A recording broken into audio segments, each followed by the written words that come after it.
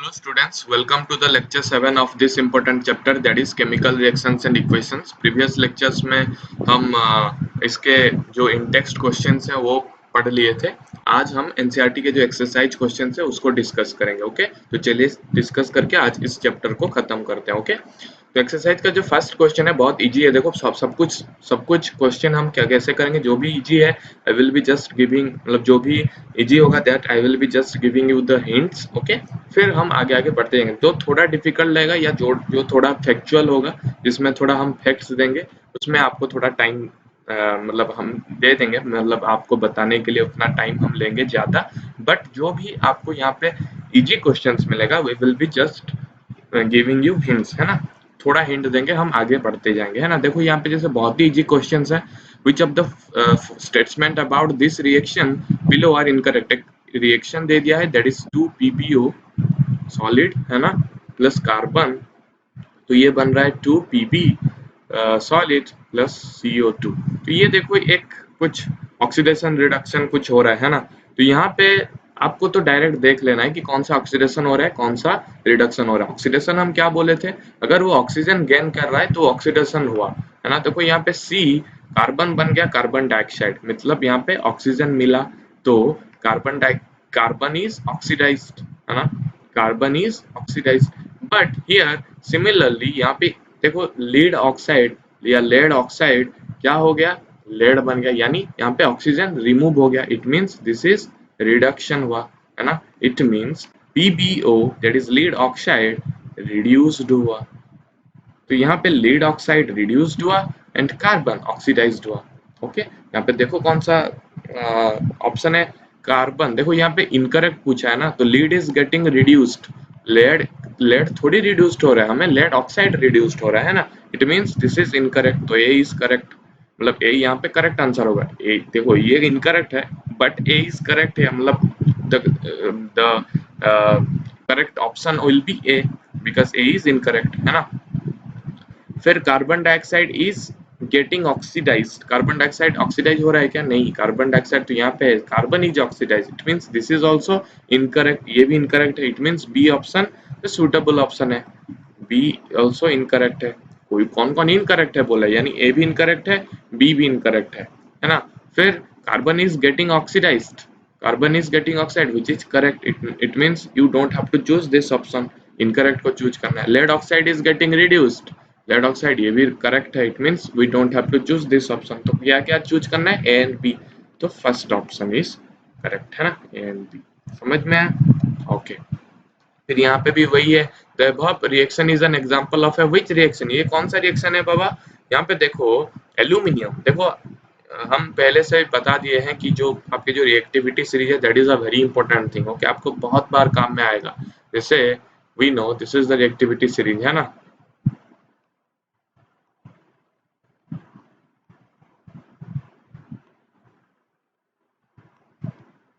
इसको कैसे भी करके जो स्ट्रिक व्रिक अप्लाई करके इसको याद करो, है ना. तो जो हायर रिएक्टिव वाला मेटल्स है, जैसे ये एलिमेंट्स है ना, जो हायर रिएक्टिव है वो लो रिएक्टिव को क्या करता है, but it does it displaces from its solution, है ना. यहाँ पे देखो क्या हुआ, ऑक्साइड था किसका, आयरन का, लेकिन बन गया एल्यूमिनियम का ऑक्साइड. मतलब एल्यूमिनियम जब हम इसके सोल्यूशन में डिप किए तो वो डिस्प्लेस कर दिया किसको, आयरन को, है ना. आयरन ऑक्साइड था, आयरन को डिस्प्लेस करके खुद का ऑक्साइड बना दिया. इट मींस ये कौन सा टाइप ऑफ रिएक्शन है, दिस इज डिस्प्लेसमेंट रिएक्शन, है ना.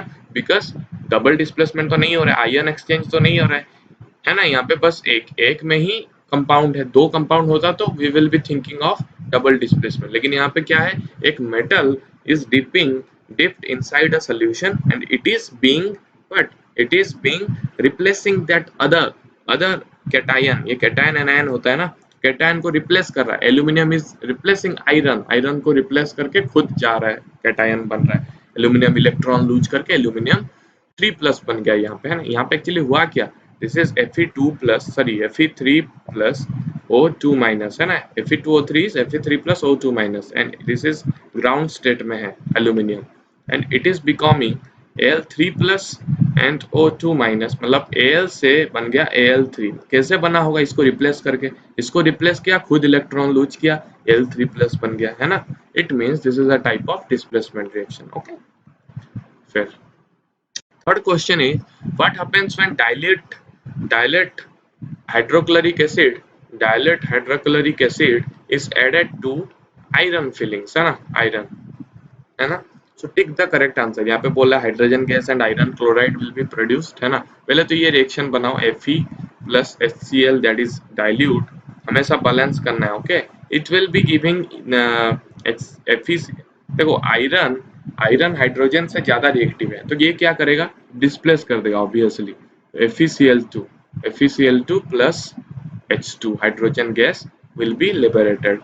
यहाँ पे देखो iron is more reactive than hydrogen, तो हाइड्रोजन को डिस्प्लेस करेगा, FeCl2 बना देगा। तो this is particular the reaction. कौन सा ऑप्शन करेक्ट होगा? Hydrogen gas and iron chloride are produced, ये होगा। हाइड्रोजन गैस प्रोड्यूस हुआ एंड आयरन क्लोराइड, है ना। तो first option will be correct. समझ में आया? ये भी एक टाइप ऑफ डिस्प्लेसमेंट रिएक्शन है। ओके, ये बहुत इजी क्वेश्चन है। What is a balanced chemical equation? Balanced chemical equation is that one in which number of different atoms या masses of the particular compounds or molecules will be same on the both side। मतलब reactants यहाँ पे है ना।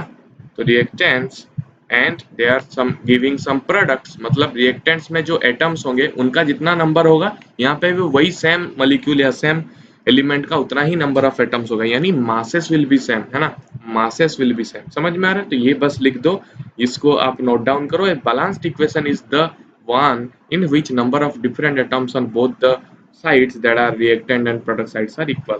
समझ में आ रहा है? Why should a chemical equation be balanced? chemical equation इसीलिए बैलेंस करना है because you have to conserve the energy, है ना। energy depends upon mass अगर चेंज नहीं हो रहा है, मास अगर इधर भी जितना है उतना भी इधर, इतना भी उतना उधर है, मतलब मास अगर आपका चेंज नहीं हो रहा है, इट मीन्स एनर्जी भी चेंज नहीं हो रहा है। एनर्जी इज नॉट चेंजिंग, मतलब आप क्या कर रहे हो? कंजर्वेशन ऑफ एनर्जी को ध्यान दे रहे हो, है ना। कंजर्वेशन ऑफ एनर्जी को तुम ध्यान दे रहे हो, क्योंकि मास चेंज नहीं हो रहा है। यहाँ पे जितना मास है यहाँ पे भी उतना मास है।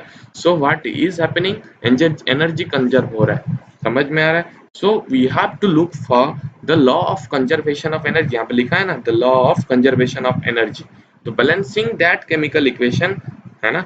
ये डिफाइंड मेथड कुछ है नहीं, यहाँ पे कुछ केमिकल इक्वेशन का कुछ हमारे पास जो बैलेंस करने का कुछ डिफाइंड मेथड है ना, हम अपने आप को डिस्कवर किए कि ऐसे बैलेंस करना है। क्यों बैलेंस कर रहे हैं? Just to obey the law of conservation of energy. समझ में आ रहा है? तो यहाँ पे वही लिख देना, why should a chemical equation be balance, क्योंकि हम मास या atoms, number of atoms create, neither it is being created not destroyed, है ना। तो यहाँ पे जितना एटॉम्स होगा उतना भी यहाँ पे होगा, सिंपल लॉजिक है। तो वही वहाँ पे क्या हो रहा है? एनर्जी लॉस नहीं हो रहा है कि नहीं? सो एनर्जी लॉस या एनर्जी गेन भी नहीं हो रहा है। The conservation of energy is being particularly done here in this particular reactions. Okay, तो अगर कंजर्वेशन ऑफ एनर्जी को हम ध्यान देंगे तो हमें बैलेंस करना पड़ेगा।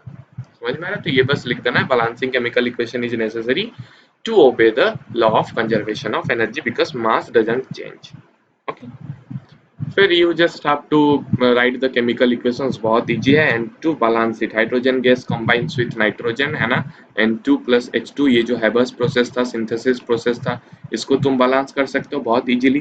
फिर hydrogen sulphide that is H2S burns in air to give H2O plus sulphur dioxide, इसको भी तुम बैलेंस कर सकते हो। बस इसको हम वर्ड को जब हम इक्वेशंस में लिख देंगे तो that will be easy for you to balance. Okay, barium chloride reacts with aluminum sulfate that is BaCl2 plus aluminum sulfate that is Al2SO4 whole 3 to give aluminum chloride that is AlCl3 and a precipitate of barium sulfate। precipitate को हम कैसे लिखते थे? ऐसे लिखते थे, है ना, सॉलिड के फॉर्म में। प्रेसिपिटेट नीचे बैठ जाता है। This is a double displacement reaction, है ना। डबल डिस्प्लेसमेंट, आइऑन एक्सचेंज हो रहा है, Cl2 Cl इधर जा रहा है, SO4 इधर आ रहा है ना। तो ये प्रेसिपिटेट है, यू जस्ट बैलेंस इट, है ना। यहाँ पे ऑक्सीजन ज्यादा है सबसे, तो ऑक्सीजन को पहले बैलेंस करना होगा। पता है ना कौन सा मेथड लगाना है? वही हीट एंड ट्रायल, जो कन्वीनियंट मेथड है अपना, नहीं तो just apply algebraic method. Okay, फिर ये potassium metal reacts with water, potassium metal reacts with what? Water to give potassium hydroxide, that is potassium hydroxide KOH plus hydrogen gas. इसको भी you can easily balance. Okay, यहाँ पे भी वही है, balance the following chemical equations, कुछ equations दे दिए हैं, we just have to balance them, ये आपके लिए होमवर्क है ना। यू कैन देखो बैलेंस हम यहाँ पे नहीं बताएंगे ना, बहुत बार बता चुके हैं। पहले क्या करना है, पहले जो भी जिस एटम सबसे ज्यादा है उसको बैलेंस करना है। जैसे यहाँ पे ऑक्सीजन देखो 6 ठो है, 3 2 जा 6 प्लस 7, ऑक्सीजन सबसे ज्यादा है ना, 7 ठो है, लेकिन यहाँ पे 2 3 5 है, तो इसको पहले बैलेंस करो, ऑक्सीजन को बैलेंस करो, फिर अपने आप सब कुछ बैलेंस हो जाएगा, है ना। समझ में आ रहा है? Okay, you can just balance them, फिर write the balance chemical equation, फिर वही है कैल्शियम हाइड। इसको बस अगर वर्डिंग्स में दे रखा है तो थोड़ा डिफिकल्ट है आपके लिए, है ना, क्योंकि आपको इसको रिएक्शंस में लिखना होगा, इक्वेशंस में। Calcium hydroxide is what? CaOH2 plus carbon dioxide gives calcium carbonate CaCO3 plus water. इसको आराम से बैलेंस कर सकते हो। Zinc plus silver nitrate Zn plus AgNO3 gives rise to your zinc nitrate, that is zinc ZnNO3, okay, plus silver, है ना। फिर aluminium plus copper chloride, ये भी बहुत ईजी है।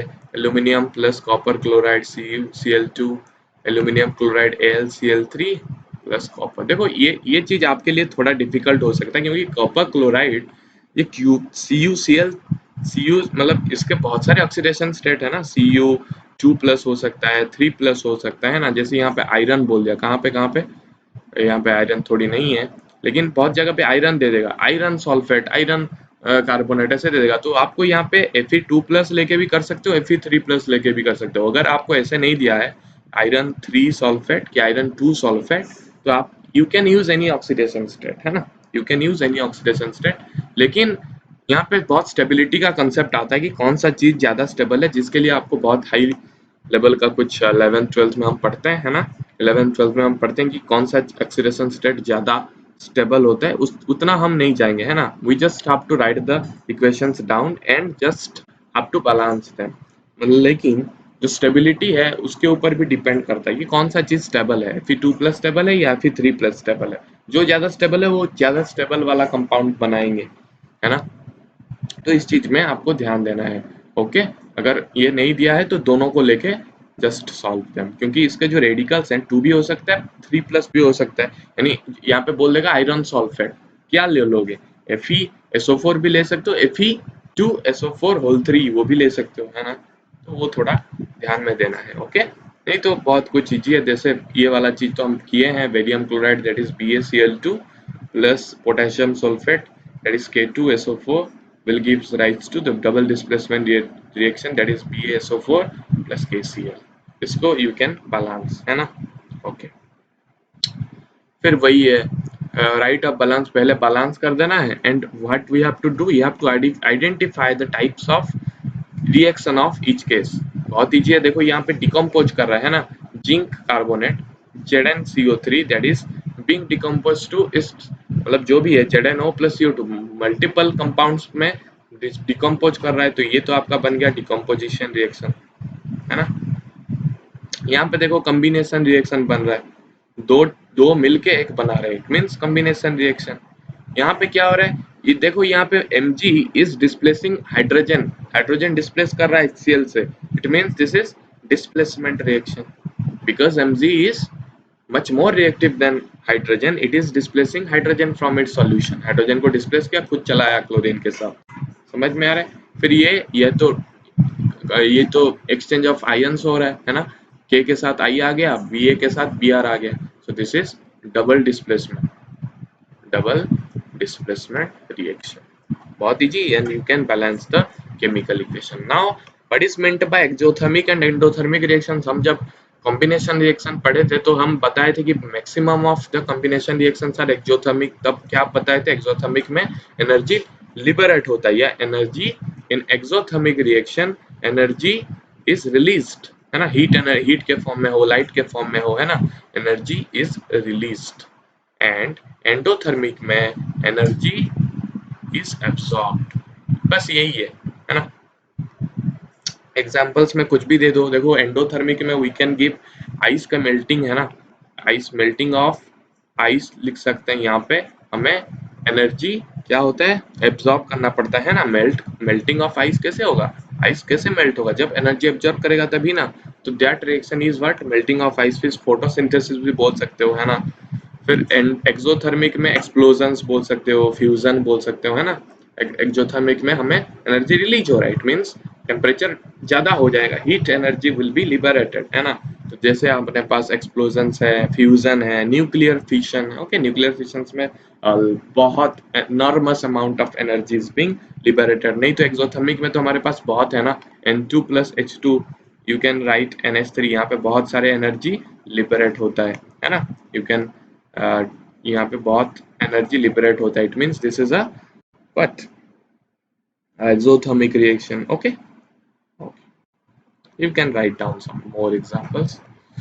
Okay, why is respiration considered to be an exothermic reaction? exothermic reaction में हमारा क्या होता है, exothermic reaction में बट मतलब हमें क्या मिलता है, कुछ एनर्जी लिबरेट होता है। Okay, any reaction where energy is being liberated या energy is being given out, then we will be calling that reaction is as exothermic reaction. Okay, तो एक्चुअली रेस्पिरेशन में होता क्या है, रेस्पिरेशन में यही होता है कि oxygen we take, okay, oxygen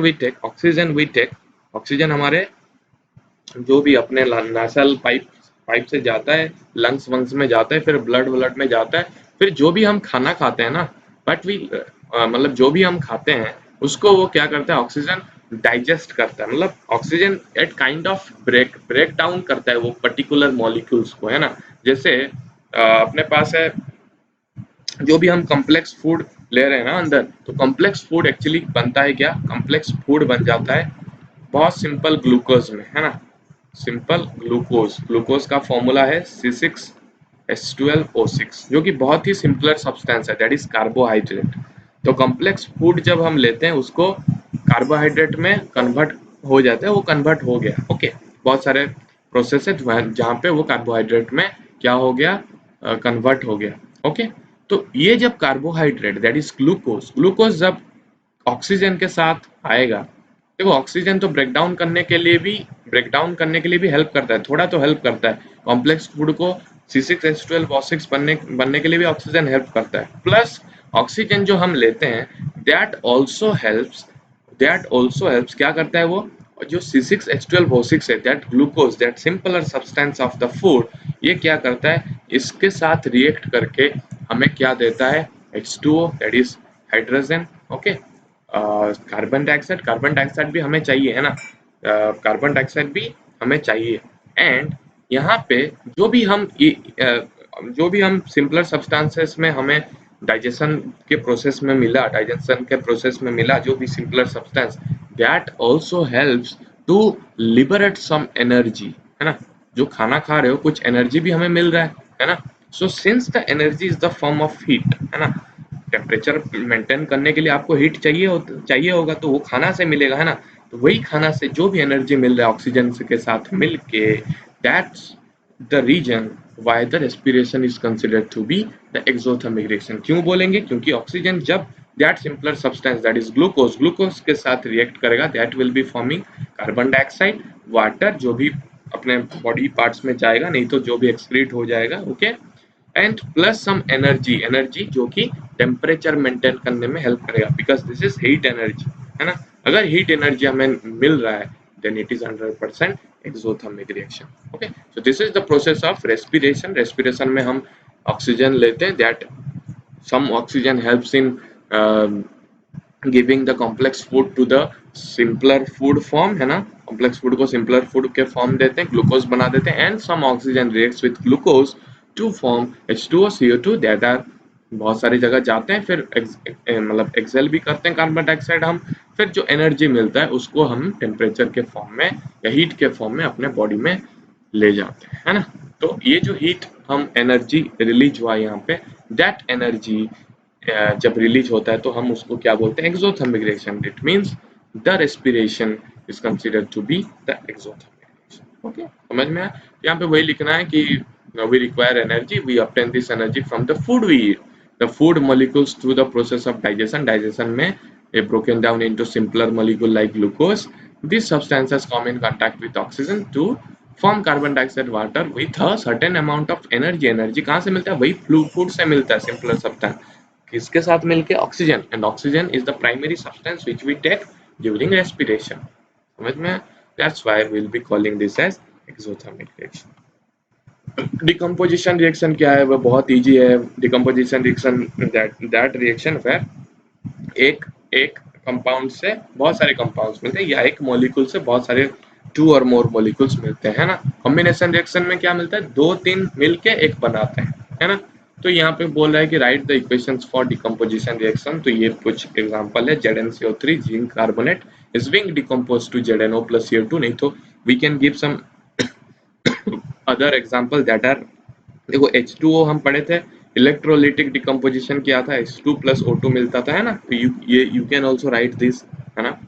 समझ में आया? तो decomposition reaction you can write. Decomposition reaction is defined as the splitting of larger molecule to 2 or more smaller molecules. And the combination reaction is what? Combination reaction is the reaction between 2 or more molecules to form a bigger, that is one single molecule, है ना. single compound या molecule कुछ भी बोल सकते हो, है ना. And you can write the examples for decomposition reaction. Write one equation each for decomposition reactions in which energy is supplied in the form of heat, light, electrolysis. देखो हम ये सिर्फ पढ़े थे, हीट पढ़े थे, लाइट के केस में फोटो पढ़े थे ना, फोटो के केस में पढ़े थे हीट, जैसे थर्मल डिकम्पोजिशन पढ़े थे ना, फोटोकेमिकल डिकम्पोजिशन, फिर इलेक्ट्रोलिटिक डिकम्पोजिशन. देखो थर्मल थर्मल जो कि है अपना हीट, थर्मोलिसिस भी बोलते हैं उसको, थर्मल डिकम्पोजिशन भी बोलते हैं, जो भी आप बोल सकते हो. उसमें कुछ भी एग्जांपल दे सकते हो. यहाँ पे पोटेशियम क्लोरेट का एग्जांपल दिया है. Potassium chlorate is being heated up, heat वो एब्जॉर्ब करके वो बना रहे हैं KCl, potassium chloride and oxygen. ये एग्जांपल दे सकते हो. इलेक्ट्रोलिटिक में वी पास इलेक्ट्रिसिटी, है ना, करंट पास करके हम H2O को वाटर को हम क्या बनाते हैं? एनोड एंड कैथोड हम डाल के उसको H2 एंड O2 में कन्वर्ट करते हैं ना. तो ये भी एक टाइप ऑफ डिकम्पोजिशन है, that is electrolytic decomposition, and इसको इलेक्ट्रोलिसिस भी बोलते हैं ना. यहाँ पे कुछ डिफरेंट एग्जांपल हम लिखे हैं. सोडियम क्लोराइड का डिकम्पोजिशन, है ना. तो सोडियम क्लोराइड भी डिकम्पोज होके NaNCl2 बनता है, वो भी आप लिख सकते हो. फिर photochemical decomposition, that is hydrogen peroxide. Hydrogen peroxide को हम अगर लाइट देंगे, दैट इज HNu, हम ऐसे बोले थे HNu, लाइट देंगे तो वो क्या हो जाएगा? It will be decomposes to water and oxygen. ये भी तुम लिख सकते हो, है ना. एनी एग्जांपल हम लेक्चर्स के टाइम भी एग्जांपल दिए हैं, any one you can take. Okay okay. What is the difference between the displacement and double displacement? ये भी बहुत ईजी है. डिस्प्लेसमेंट में एक more reactive substance will be displacing lesser reactive substance from its solution. लेकिन double displacement में क्या होगा? The exchange of ions will be there. तो डिस्प्लेसमेंट का तुम बोल सकते हो एक हायर ले जाओ, एक लो रिएक्टिव वाला सोल्यूशन ले जाओ, उसको डिप कर दो and we will be having the displacement, है ना. Magnesium will be displacing hydrogen. Magnesium displacement कर दिया हाइड्रोजन को एंड खुद उसका क्लोराइड बना दिया and hydrogen will be liberated. This is displacement. And double displacement में जस्ट आयन एक्सचेंज कर दो, ब्रोमीन इधर आया, आयोडीन इधर आया, है ना. Ki plus BaBr2 बन गया. Okay, so you can right this. In the refining of silver, the recovery of silver from silver nitrate solution involves displacement reaction by copper metal. Copper क्या करे? ये यहाँ पे बोला है कि copper metal displaces silver from silver nitrate solution. तो इस इक्वेशन लिखो. तो बहुत इजी है. Copper is displacing silver from silver nitrate. मतलब silver nitrate में ये मिल रहा है copper. Copper देखो silver से ज्यादा reactive है. It means copper will be what? Displacing silver. तो ये बन जाएगा खुद CuNO3 whole 2 and Ag will be separated. Okay, तो कॉपर प्लस AgNO3 ये आपका इक्वेशन हुआ. Just you balance the equation. What do you mean by precipitation reaction? वो हम पढ़े हैं. डबल डिस्प्लेसमेंट रिएक्शंस में प्रेसिपिटेशन रिएक्शन होता था, है ना. एक्सचेंज होता था आयन. तो एक जो सॉलिड बनता था वो नीचे रहता था, settles down at the bottom of that container, particular container. That particular solid is called what? Precipitate बोलते हैं उसको. And that particular reaction is called precipitation reaction, है ना. सम एग्जांपल जैसे बेरियम क्लोराइड बनता था, है ना. बेरियम क्लोराइड प्लस Na2SO4 में जब बेरियम सल्फेट सॉलिड बनके नीचे बैठ जाता था. नहीं तो you can just use some different examples like sodium hydroxide जब मैग्नीशियम क्लोराइड के साथ मिक्स होगा, you will be forming magnesium hydroxide का solid solution that will be precipitated. Okay, so it generally occurs in what? Double displacement reaction. Okay. फिर वही explain the following in terms of gain of oxygen with to examples of each. Oxidation में gain होता है oxygen, reduction में loose होता है oxygen, है ना. तो गेन ऑफ ऑक्सीजन कर दो, Na को ऑक्सीजन के साथ मिलाओ, Na2O मिल गया, तो ये ऑक्सीडेशन हो गया. एंड रिडक्शन में ऑक्सीजन रिमूव हुआ तो CuO से Cu बन गया, वो भी एक रिडक्शन रिएक्शन है. या HgO से ऑक्सीजन उड़ गया तो Hg बन गया. कोई भी example, this is very easy questions है ना आपके एनसीईआरटी में. ओके. 17 थोड़ा डिफिकल्ट है and it is also simultaneously important. तो दिस इज यहाँ पे बोल रखा है कि shiny brown coloured element X on heating in the air, एक चीज है X that is on heating in the air becomes black in colour. एक कंपाउंड बनेगा that is black. Black in colour मतलब देखो, हमें कॉपर कॉपर ऑक्साइड हमें we know that is black, है ना. तो कॉपर अगर हम मिला देंगे ऑक्सीजन के साथ तो कॉपर ऑक्साइड मिल जाएगा, है ना. तो ये ब्लैक बन गया, दिस इज X. तो ये बोल रहा है वही X क्या है, X will be your copper, है ना. कॉपर जब heated in air it reacts with that particular oxygen, oxygen molecule के साथ रिएक्ट करेगा to form copper oxide. Copper oxide is black. ये आपको याद रखना है, कॉपर ऑक्साइड ब्लैक. एंड खुद डिफरेंट डिफरेंट चीजें हैं जिसके कलर्स हम आपको बताएंगे, बारी बारी हम बताएंगे जब भी आपको क्वेश्चंस करवाएंगे. जैसे बोर्ड्स में आते हैं ना, बोर्ड्स में जो क्वेश्चंस आते हैं वो जब सेशन होगा then we will be discussing some more compounds, उसके कलर्स के बारे में हम बताएंगे. जैसे एक्टिविटीज आपके स्कूल्स में होने चाहिए, है ना, वो इम्पोर्टेंट है, उसमें भी क्वेश्चंस आते हैं. ओके. तो कॉपर ऑक्साइड ब्लैक है तो you just write X as copper. Copper will be reacting with oxygen to form copper oxide which is black. Why do we apply it? Why do we apply paint on iron articles? ये हम पढ़े थे, iron का rusting होता है. तो to prevent that rusting, what we'll be doing is we will be what? Iron जो है ना, आयरन के सरफेस को पेंट कर देंगे. तो पेंट कर देंगे तो क्या होगा, आयरन एक्सपोज नहीं होगा, आयरन वॉन्ट बी एक्सपोज्ड, है ना. एक्सपोज नहीं होगा कि कहाँ पे, कहाँ से एक्सपोज नहीं होगा. आयरन अगर एक्सपोज हो गया, H2O that is moisture and oxygen, है ना. ऑक्सीजन के साथ अगर वो H2O एंड ऑक्सीजन के साथ अगर वो रिएक्ट कर गया तो ये क्या बन जाता है, आयरन ऑक्साइड बन जाता है, Fe2O3 बन जाता है.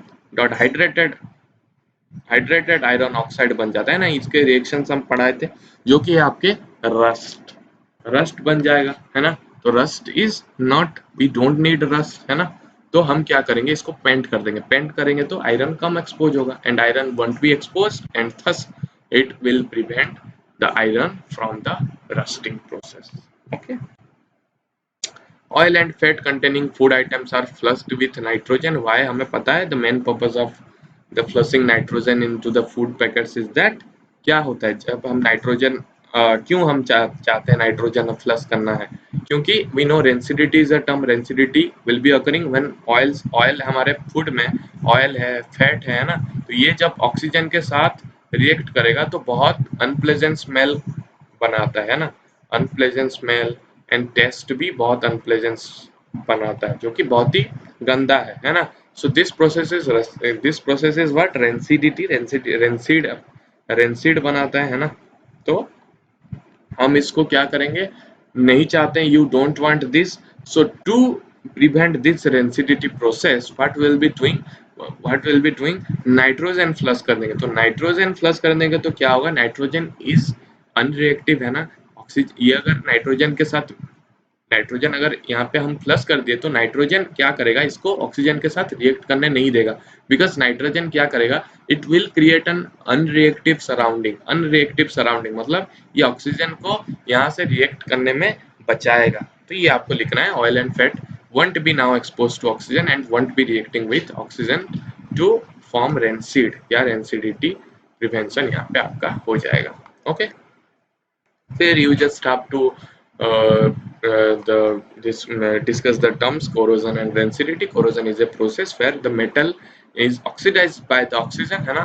जैसे Fe ऑक्सीजन के साथ मिलता था, मॉइस्चर के साथ मिलता था, फिर रस्ट बनाता था, वही वही है, ऑक्साइड्स बना रहा है। इट मीन्स कोरोजन का मीनिंग वही है, ऑक्सीजन के साथ मिलके, एटमॉस्फेरिक ऑक्सीजन के साथ मिलके स्टेबल कंपाउंड बनाते हैं सच एज ऑक्साइड्स, जो कि क्या करता है, दैट मतलब मेटल्स क्या बनता है वो, metal actually in the process of corrosion actually waste बन जाता है, बिकॉज व्हाट, आयरन, जब आयरन ऑक्साइड बन जाएगा, मतलब रस्ट हो जाएगा, है ना, तो आयरन विल बी डाउनग्रेडेड, है ना, इसका जो ग्रेड होगा वो कम हो जाएगा, है ना, मतलब आयरन का जो प्रॉपर्टी है दैट विल बी डिक्रीजिंग, है ना, आयरन का जो ग्रेड होगा वो डिक्रीज करेगा, जो कि हम नहीं चाहते हैं। आयरन को हम प्योर फॉर्म में चाहते हैं, दिस विल बी इम्प्योर, है ना, तो प्योर करने के लिए हम बहुत सारे मेथड्स लगाते हैं, पेंटिंग करते हैं, नहीं तो गल्वानाइजेशन करते हैं, बहुत सारे मेथड्स हम पढ़े थे।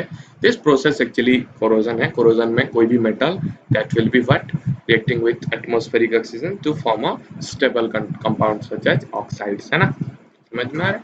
ओके, फिर एनसीडीटी इसमें एग्जांपल है, आयरन, आयरन ऑक्साइड में मिल रहा है। एनसीडीटी भी वही है, अभी हम पढ़े हैं कि जो oil and fat present in the food will be producing unpleasant taste and smell when that they will be reacting with oxygen, है ना, तो एनसीडीटी वही है।